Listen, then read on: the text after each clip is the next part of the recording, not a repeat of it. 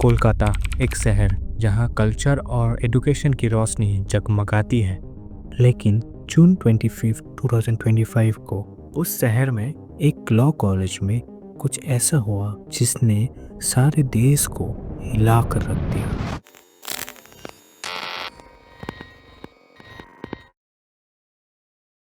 एक 24 साल की लॉ स्टूडेंट एक एग्ज़ाम फॉर्म भरने अपनी कॉलेज गई थी, पर उस दिन कॉलेज में उसके साथ कुछ ऐसा हुआ जो किसी ने सोचा भी नहीं था।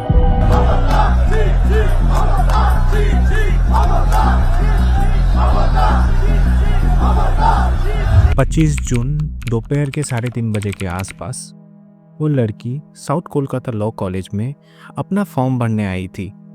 कोई स्पेशल सा दिन नहीं था, बस एक रेगुलर सा काम।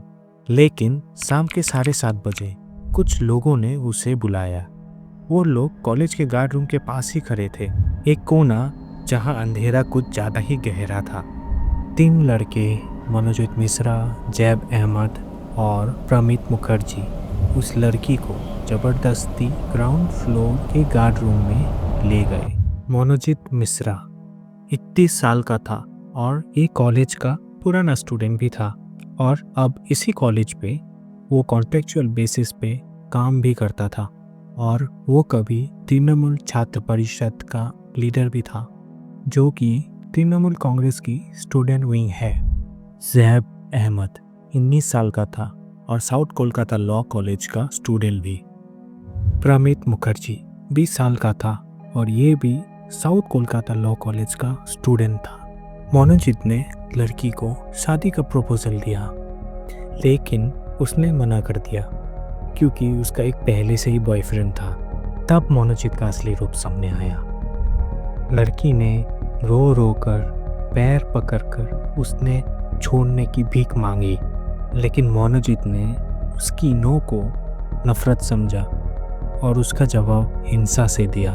उसने कपड़े उतार दिए, उस पर असॉल्ट किया और फिर उस लड़की की सिर्फ एक ही गलती थी और ये कि उसने उसको मना कर दिया था।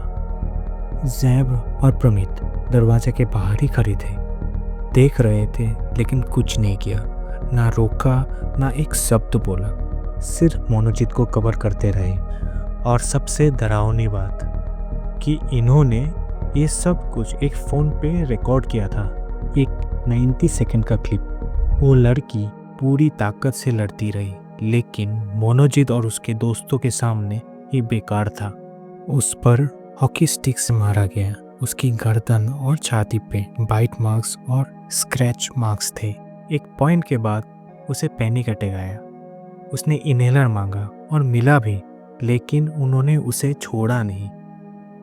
और इस सब के दौरान सिर्फ कुछ ही कदम दूर एक गार्ड बैठा हुआ था। उसका नाम था पिनाकी बनर्जी।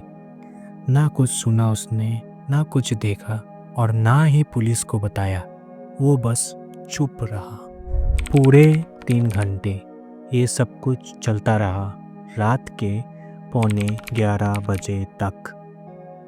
और जब सब कुछ हो गया तो मनोजीत ने उसे बस छोड़ दिया, जैसे कुछ हुआ ही नहीं हो। और जाते जाते धमकी भी दी, अगर किसी को बताया तो वीडियो लीक कर देंगे। अगले दिन 26 जून को वो चली गई कस्बा पुलिस स्टेशन और पूरी कहानी लिखवाई। शाम के 7:30 बजे तक जैब और मनोजीत को पुलिस ने अरेस्ट किया। प्रमित अगले दिन सुबह अपने घर से अरेस्ट हुआ। मोबाइल फ़ोन्स रिकवर हुए और उसी में था सबूत, वो 90 सेकंड्स का क्लिप। कोलकाता पुलिस ने बनाई एक 5 मेंबर्स की SIT टीम। गार्ड रूम को सील किया गया। CCTV फुटेज प्रूफ था कि लड़की को ज़बरदस्ती अंदर ले जाया गया था। हॉस्पिटल ने कंफर्म किया कि बाइट मार्क्स और स्क्रैचेस सब रियल है। और फिर पिनाकी बनर्जी, जो सिर्फ बैठा रहा, उसे भी अरेस्ट किया गया ड्यूटी ब्रीच के लिए। मनोजीत सिर्फ स्टाफ नहीं था, वो एक एक्स क्रिमिनल लॉयर भी था और TMC का एक्स स्टूडेंट लीडर भी। स्टूडेंट्स ने बताया मनोजीत का पूरा कॉलेज पे कब्जा था। वो लड़कियों की फ़ोटोज़ लेता था, टच करता था, एफआईआर्स भी थी उसके नाम पे, लेकिन कोई एक्शन नहीं लिया गया क्योंकि उसके पीछे पॉलिटिकल सपोर्ट था। ज़ैव और प्रमीत भी उसके गैंग के मेंबर्स थे। इस केस ने कोलकाता को जगा दिया।